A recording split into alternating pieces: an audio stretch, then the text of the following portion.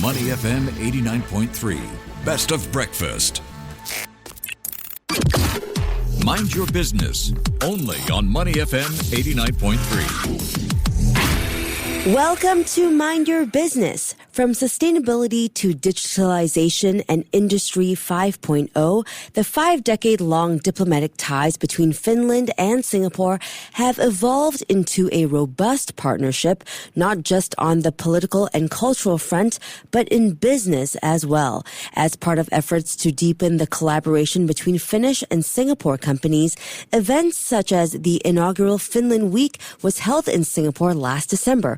For more insights, we're joined by Irma Ylikangas, Counsellor for Innovation and Trade Affairs at the Embassy of Finland Singapore. Irma, good morning. Thank you so much for joining us. Good morning. Great to be here. And I was just listening to your coffee talks, and I just have to admit that I already had my coffee this morning. I'm so jealous I have not, and I will be catching up on this after the show. Thank you so much for joining us. We have a lot to cover today. So let's start with your role at the Finnish Embassy here in Singapore, where you advise business leaders on finding new opportunities for collaboration. So what's your approach, to identifying the right opportunities? What are the key factors that you consider? Of course, we have one trade counselor in our office, and I more or less take care of anything from food to satellite communication, and then also investments and innovation issues. So just to give you an example, that last year we were helping a company who wished to bring reindeer meat to Singaporean restaurant markets. And then last week we had a health delegation together with our Minister of Social Security visiting Singapore. Usually the needs come from the company side, and we will then connect a needed organization from Singapore to respond to company needs. So if a company wishes to set up a company to Singapore, we will share contacts for EDB. And if they are interested in food regulation, we will help them to find right connections at Singapore Food Authority. Then if we look from the other way around, of course, we follow very closely what happens in Singapore, what kind of programs, for example, government has, like right now you have this 30-30 for food, zero waste master plan, green building master plan, and so on. So depending a little bit where are the strongholds of Finland, we try to link them for the programs and share them information. Then, of course, one issue what we share with Singapore is the aging population. So, of course, this aging gives a lot of opportunities both in Finland and in Singapore in that way that we both are very fast aging. I mean, both populations are very fast aging, and so anything linked for aging, like to keep your good condition or any other issues like new elderly care centers and so on. So quite a many issues we see. So I would say that there are several ways, like first the company needs, and then, of course, the programs here in Singapore.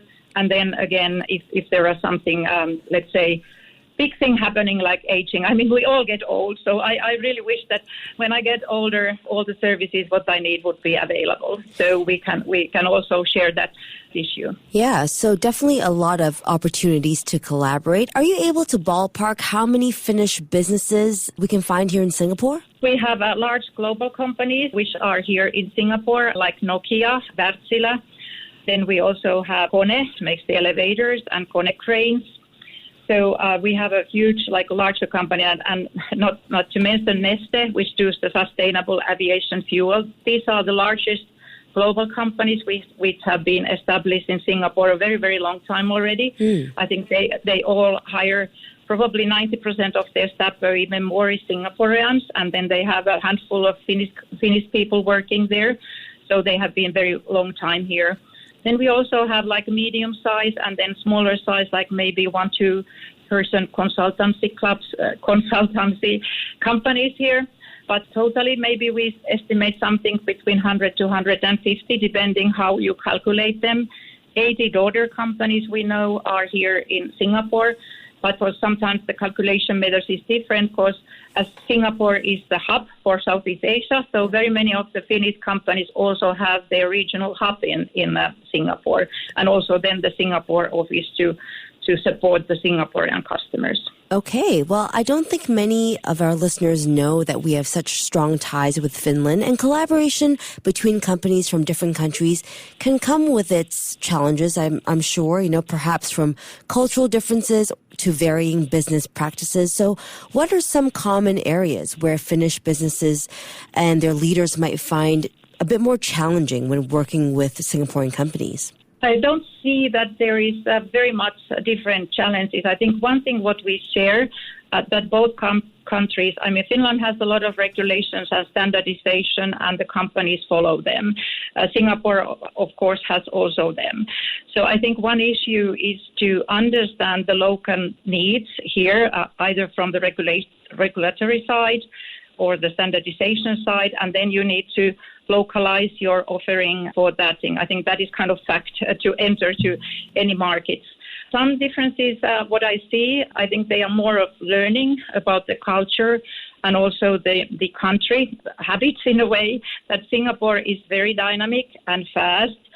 So fast, sometimes for a Finn could make a week or 3 days, but Singapore is today. So I very often advise the Finnish companies that if you want to be good in Singapore market, you have to be fast and agile. That I always tell this kind of joke, not really a joke, but it's the truth, that you have to answer yesterday. So they see that this is not logical what I say, then they will remember that they have to be very fast to respond.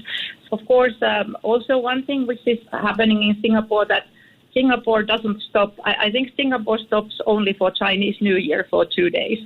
But Finland does stop, yes, Christmas and New Year time, obviously, is kind of a silent time on the business. And the other silent time is from about mid-June to mid-August time, because July is the warmest month in Finland, and people enjoy at their summer cottages, and very many kindergartens are also closed in July.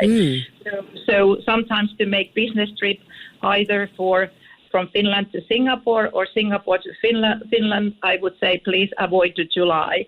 So these are kind of these, I don't think they are big challenges, but you have to kind of understand that when all the business leaders are available, I know that they are available all the time in Finland, but very many Finnish people, it doesn't matter if they are high directors or just workers in the company, they do take their holidays, and very often it's July. Okay.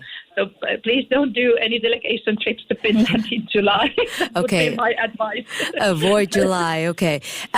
We are seeing more Finnish companies forming partnerships with Singaporean businesses, both locally and in Finland as well. So what makes the Finland-Singapore connection so unique, you think? I think the bases are the best what you can have. The both countries, Singapore and Finland, we are trust-based society. So the trust is there that if you work with a Finnish company, if they say, I want to cooperate with you, they really mean it. They don't say it just to be polite. They really say, it's very often Finnish people are quite silent and they don't talk much, but when they talk, they really mean what they say. I think this gives a good business kind of platform to develop your business, because you can trust each other. Also, both countries, as mentioned earlier, they are regulatory, so it is easy to do business. When you follow the regulations, both countries have very a safe business environment also. And also I would say Singapore is good gateway for Finnish companies for Southeastern market to be as a hub. I would say that Finland is a very safe business place to enter to the European market. So I think this is something what I always say to Finnish companies, that you can trust Singaporeans, you can do business here. It is very, very safe business environment. And the other way around for the Singaporean companies, that even our both markets are small and we are small countries. I think the connections and so on in both countries are good, from Finland to Europe and from Singapore to Southeast Asia. All right. Well, Irma, we also know that you were a senior business advisor at Helsinki Partners, which recently introduced 2 flagship programs, Venture Nordics and Founders to Finland here in Singapore, to attract global entrepreneurs, including Singaporeans, to Finland. So what sets these programs apart, and what makes Helsinki Partners' approach so effective? I think Helsinki Partners has developed, actually it started already in the COVID time, and the first program, what they did was the 90-day Fin program. And then they have developed last year's 2 more programs, which is Founders to Finland and Venture Nordic. These all 3 programs have special meanings. So the 90-day Fin is kind of you want to come and learn about the ecosystem of Finland.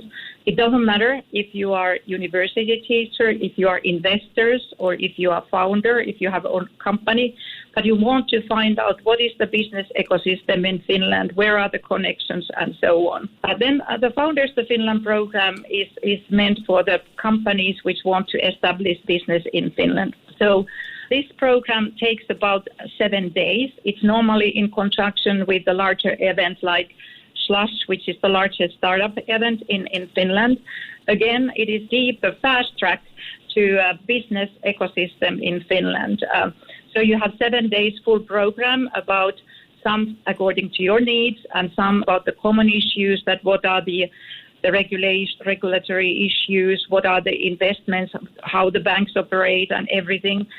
These programs, all of these 3 programs are free of charge to participate. You have to pay your flights and expenses while you are there, but you can have the fast track for the Finnish businesses. And then the Venture Nordic program, that is again around 7 days, and it is aimed for kind of limited partners or venture capitalists who want to invest for Finnish funds. They are also guided to see a lot of startups and the startup ecosystem and get linked for the Finnish funds, which they might, sometimes the investors want to go first for the funds because easy and safe, because normally the fund company, whoever runs it, they know the ecosystem already and they know some targets where they invest. So these are also the Venture Nordic program helps the local investors to get hooked for the Finnish funds and also local investors and startup ecosystem. One of the first programs, which was I think it was 22, just right after COVID, when the 90-day Fins was first time organized, said to me that if I would have come to Finland, I would have been like an elderly lady cycling slowly, which is of course very nice, but it would have taken me weeks and weeks and weeks, or maybe even years and years to get to know the thing what I knew through these programs. Okay. So it's kind of the formula, right? I know that Singapore loves the formula. The formula is the big thing. And he said it's like a formula ride for the Finnish ecosystem to do business or get to know the ecosystem. None of these, the demands is not that you have to do that, but you have to have an interest to do those things. So on. So 90-day Fin is to get the ecosystem. By the way, they have right now application open, which will be open until end of March. And then the Venture Nordics, of course, it's for the investors. And then the Founders to Finland is for the companies who want to, let's say, to start businesses in Europe, because Finland is a good gateway for the Europe too. I mean, these people know the ecosystem. They know the connections. They will connect you according to your needs. And then, of course, what is very important there is that these people come all around the world. They are from USA, from Europe, even from Africa, Australia, Singapore, China in the group. The group is normally sized like 10 to 15 in each of these programs. Okay. So you also get the access for the international markets. And I know that some of the companies who participate the programs, they have set up the company together. Even they didn't know each other before they come to Finland. Wow, okay. So already some funds have been set up to Finland through the participants of the programs and so on. So it has already generated some, let's say, results. And also the one thing which is nice that they have also set up an alumni network. So they meet once a year in Finland to see either their businesses globally or in Finland. So it is really I would say that very effective human-to-human program. You not only learn about the businesses, but you are also brought to sauna, what you mentioned also this morning. So they also can visit some. I mean, in Finland, you go to the forest also, so they were taking for the walks and sauna evening, and also learning about the Finnish culture, not only for the business. Of course, the business is the main thing, but there is a lot of social programs included for these programs too, where you can maybe even pick up some berries from the forest. Wow. All right. Well, Singapore is the gateway to Asia. So Finland, the gateway to Europe. This was great insights into fostering Finland-Singapore collaboration in today's business landscape. Thank you so much, Irma, for sharing your insights. Thank you. It was great to be in your program, and I hope you all will come and visit Finland, and come also summertime. Then we have 24/7 light time in Finland. But I know that the Singaporeans love the snow and so on. But we also welcome to see the white carrying contest, which is in the really tiny village on the eastern part of Finland. So welcome either on business or as a tourist. We welcome you, and it is a safe place. Come and visit us. All right, Irma, I'll see you there.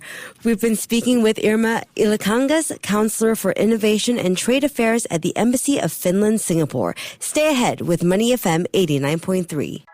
To listen to more great interviews, download our podcasts at audio.sg or download the audio app. That's AWEDIO, audio at the App Store and Google Play.